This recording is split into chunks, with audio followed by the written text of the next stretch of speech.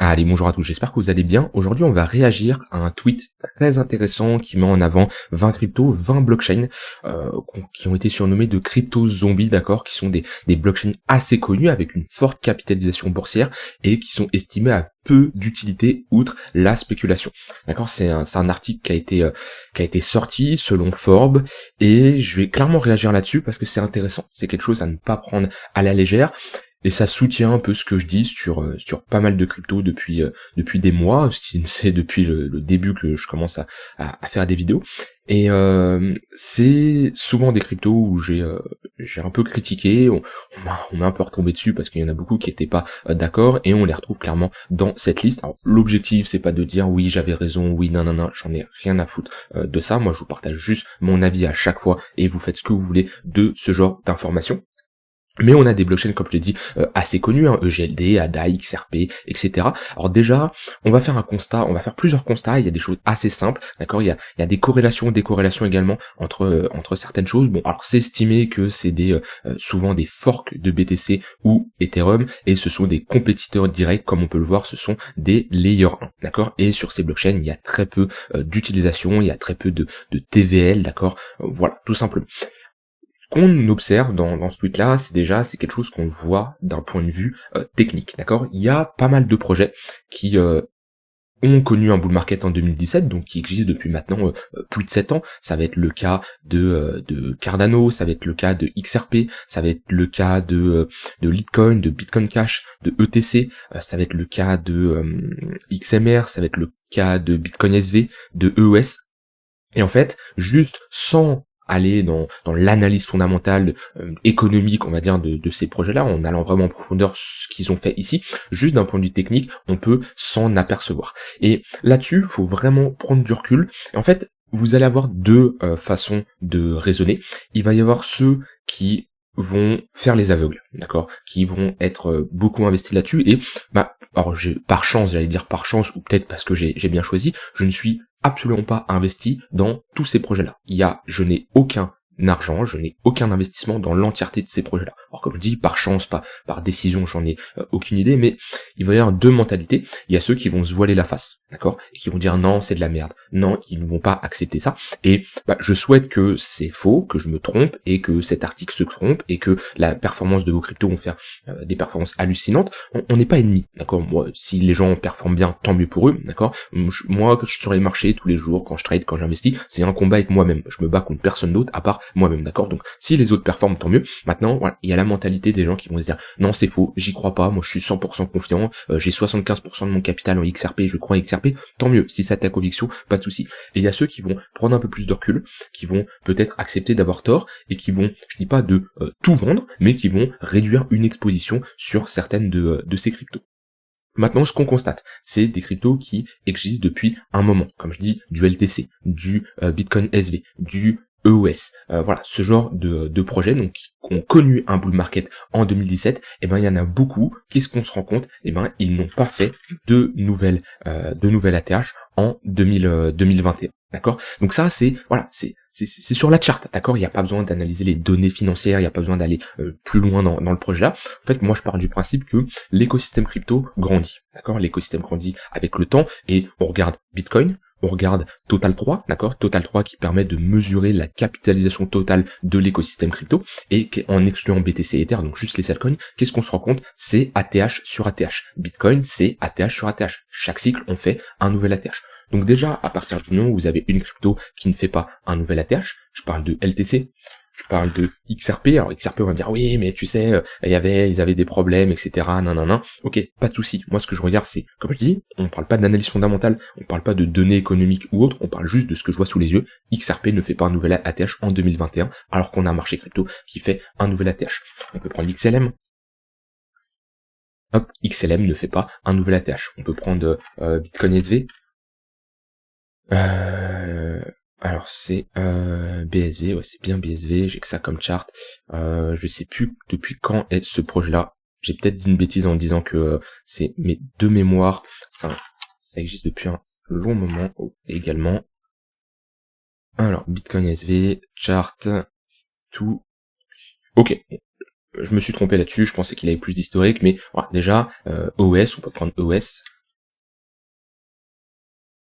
Voilà. Bon, déjà, on se rend compte clairement quelque chose, c'est que eux, ils se sont même pas fait une analyse technique, d'accord? Ils ont juste évoqué des blockchains à forte capitalisation boursière, d'accord? Plus d'1 milliard de dollars, qui n'ont aucune utilité, peu d'utilité, outre la spéculation. Moi, j'ajoute ma touche personnelle en faisant une analyse technique. Et qu'est-ce que je me rends compte? Je me rends compte déjà, parmi ces projets-là, ceux qui étaient présents en 2017, la plupart, à part voilà des cas exceptionnels comme Cardano, mais la plupart n'ont pas fait de nouvelle ATH en 2021, d'accord? Ce qui nous montre que d'un point de vue technique, il y a eu une plus faible demande, d'accord?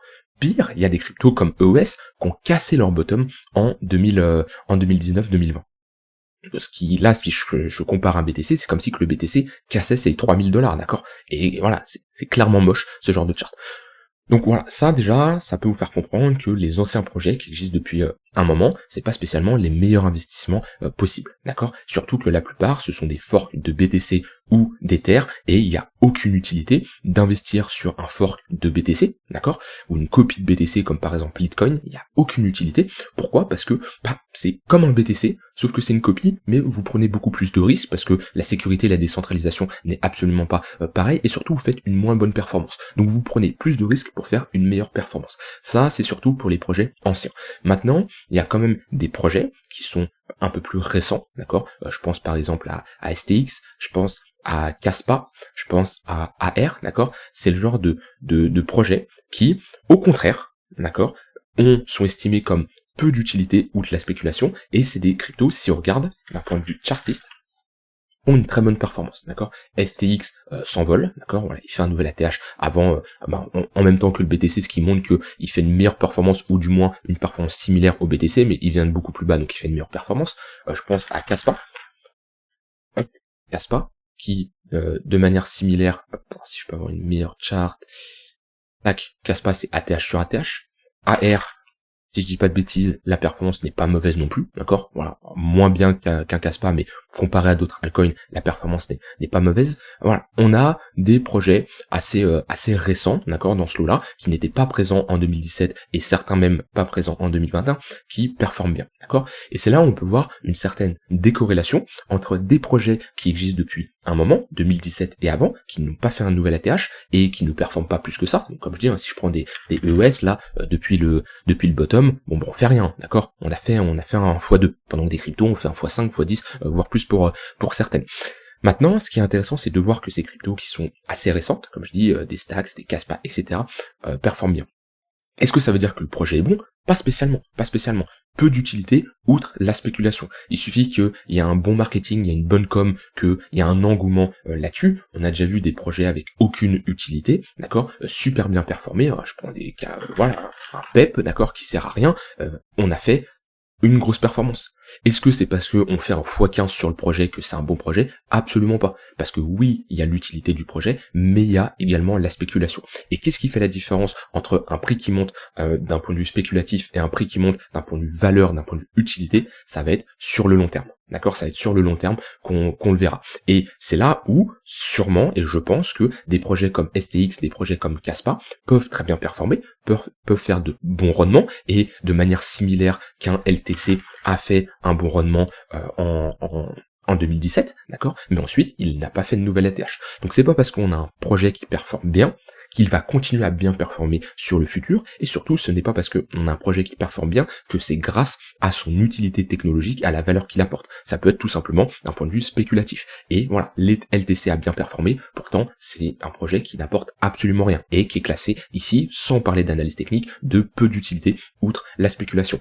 Et des projets comme STX, comme Kaspa, comme AR, peuvent être sur des cas similaires à LTC, qui vont bien performer pendant ce bull run là, mais qui ne feront plus de nouvelles TH par la suite, d'accord?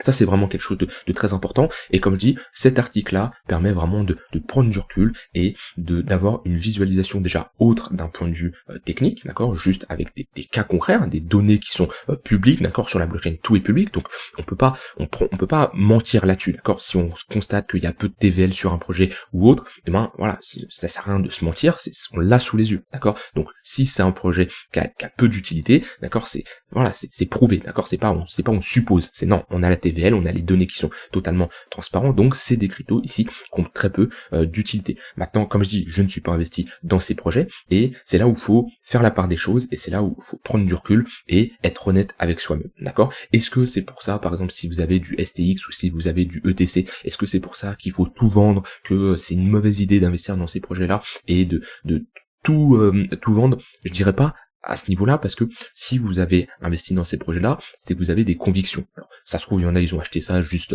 par pur hasard, etc. Bon là, peut-être remettre un peu plus en chose, peut-être plus revoir son analyse, mais peut-être certaines personnes ont fait une analyse un peu poussée et ont décidé que c'était un projet intéressant. Vous avez vos convictions et c'est pas un tweet ou c'est pas ma vidéo qui doit remettre en question toute votre analyse, bien entendu, parce que sinon, croyez-moi que moi je peux dire quelque chose, quelqu'un d'autre peut dire l'inverse, etc. et vous allez plus vous retrouver. Donc la meilleure chose, c'est de prendre vos propres décisions. Mais ce qui est important, c'est soyez honnête avec vous-même. Et ça, pour moi, c'est juste d'un point de vue technique, sans parler du projet de la crypto ou autre, c'est quelque chose de très intéressant. Moi, je pars du principe qu'à partir du moment où on a une crypto qui ne fait pas un nouvel ATH et qui tape un bear market sans avoir faire de nouvel ATH, ça veut dire qu'on a un bull market qui ne fait pas de creux et sommets de plus en plus haut et du coup qui nous offre un range long terme, ça nous montre que on a une demande qui est beaucoup plus faible, d'accord?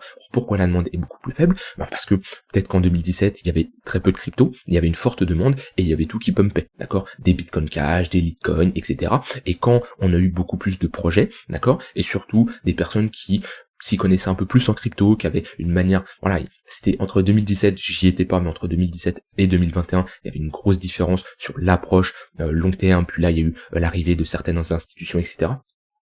Les gens sont beaucoup plus concentrés sur des projets avec une vraie utilité, alors qu'en 2017, voilà, il y avait très peu de projets, tout pumpait, d'accord? Et c'est là où on voit la vraie valeur des projets, et pour moi, ce genre de projet, alors, il y aura toujours des cas particuliers, mais je pense que sur le long terme, c'est des projets qui ne feront pas spécialement de nouvelles ATH, d'accord? Et c'est des cryptos, j'ai longtemps tapé dessus, hein. EGLD, je l'ai souvent critiqué, ADA pareil, XRP, XLM, je les ai souvent critiqués, Bitcoin Cash également, LTC également, Stacks, Caspa, bon, Caspa, pas plus que ça, Algo, je l'ai souvent critiqué, Bitcoin SV, EOS, je l'ai souvent critiqué, et souvent on s'est un peu moqué de moi. Comme je dis, le but c'est pas spécialement de dire que j'avais raison, rien ne prouve que j'ai actuellement raison, mais outre ce qu'on voit d'un point de vue tokenomics, d'un point de vue économie, etc.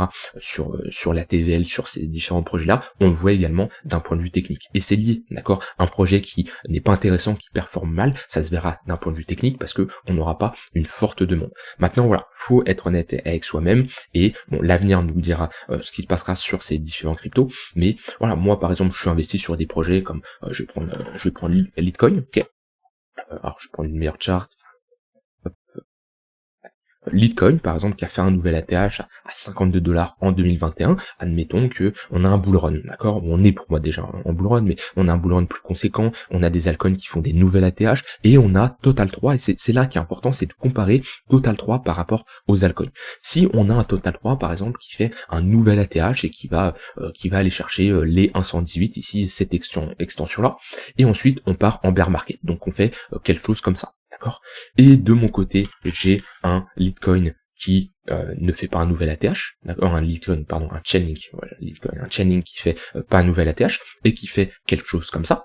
Là, je remettrai en question le projet, d'accord? Parce que selon moi, c'est un bon projet. Est-ce que c'est parce que selon moi, c'est un bon projet que c'est sûr à 100% que j'ai raison, le projet va surperformer? Non, c'est que des probabilités, c'est que des suppositions, et plus on fait une analyse détaillée, plus on met les probabilités de notre côté d'avoir raison au final, d'accord? Mais c'est pas pour ça qu'on a 100% raison. Et si on a un cas concret de Total 3 qui fait un nouvel ATH, et c'est important de comparer Total 3 avec l'ensemble des altcoins, parce que si on avait un Total 3 qui avait la même charte que Litecoin, je dirais pas spécialement que Litecoin, il y a moins de demandes, vu qu'on a un Total 3 qui est totalement similaire. Mais là, le fait d'avoir Total 3 qui fait un nouvel ATH, alors que Litecoin, on a juste fait ça, donc c'est comme si sur Total 3 on s'était arrêté ici, là c'est différent. Et c'est là où c'est vraiment important de, déjà, d'un point de vue données qu'on a sur ces différents projets, de prendre du recul et de comparer avec les différents concurrents, mais surtout d'un point de vue technique, de voir ce que nous donne le marché. Si on a un marché qui fait ATH sur ATH et qu'on a des projets qui ne font pas ATH sur ATH, peut-être remettre en question l'utilité du projet et la demande qu'il y a là-dessus. Maintenant, qu'est-ce qu'on constate? Et ça me surprend pas, c'est des forks de BTC ou Ethereum. Alors maintenant, c'est bon, il y a une adoption là-dessus. BTC et Ether, c'est des mastodontes et il y a très peu de chances qu'il y a des cryptos qui surpassent ce genre de projet. Pour moi, BTC et Ether resteront toujours dans le top 2. Alors, est-ce qu'il va y avoir un flippening entre ETH et BTC? J'en ai aucune aucune idée, ça me sert à rien de penser qu'il va y avoir ça, d'accord? Mais voilà, ce sont des mastodontes et on l'a compris. Ether, on l'a vraiment vu sur le dernier cycle, comme quoi il y avait clairement une vraie utilité, et sans Ether, l'écosystème crypto serait clairement différent, et des compétiteurs également directs, comme on peut le voir, ce sont des layer 1, et j'ai souvent un peu critiqué les layer 1, où lors du dernier cycle, on s'est vraiment aperçu que c'était vraiment l'arrivée des ETH killers, où en fait, la plupart des layer 1, ils arrivaient et ils disaient, ok, nous on est un ETH en plus rapide, d'accord, avec des frais plus faibles. C'était ça leur valeur ajoutée, d'accord. Et là on voit que sur ce dernier cycle, enfin sur le cycle en cours plutôt, c'est plus la même approche. Les projets n'arrivent pas en mode on concurrence Ether, parce qu'ils ont compris qu'Ether c'était les mastodontes. C'est plutôt, non, on va être un layer 2, Arbitrum, Optimism, et d'autres, et on va tout simplement aider Ether. Pas essayer d'être un compétiteur, mais plutôt l'aider, d'accord? Et voilà, c'est là la différence. Si vous restez bloqué sur d'anciens projets comme ça, selon moi, c'est pas la meilleure chose. Maintenant, vous êtes libre de prendre vos propres décisions, mais le but c'est d'avoir vos propres convictions et d'investir suite à une analyse détaillée. Voilà, je dis pas que ces 20 projets vont mourir, vont aller à $0. Si vous êtes investi, je vous souhaite de performer là-dessus. En tout cas, moi, je ne suis pas investi sur ce genre de projet et je ne mettrai pas mon argent là-dessus. Je suis quand même assez surpris pour STX de le retrouver là-dedans. Par contre, pour les autres, la plupart, ça me surprend absolument pas. Voilà, j'espère que cette vidéo vous aura aidé. Dites-moi vous votre avis là-dessus. Est-ce que vous êtes investi sur ce genre de projet? Qu'est-ce que vous faites? Donnez-moi votre avis tout simplement. Je trouve ça assez pertinent et en fait surtout cette analyse, j'avais pas été aussi loin sur l'utilité de ces projets-là, j'avais pas tout checké, mais c'est là où qu'on compare l'analyse technique avec l'utilité de ce genre de projet, et encore, on a été juste dans des blockchains assez connus à plus de 1 milliard, mais il y en a d'autres bien sûr à 500 millions, etc., qui sont vraiment pas utiles, mais on voit que si on fait la liaison d'un point de vue technique et d'un point de vue ce qu'on a ici, données économiques fondamentales, etc., on retrouve quelque chose d'assez similaire. Je vous souhaite une très bonne fin de journée, et on se retrouve demain pour une prochaine vidéo. Bye bye.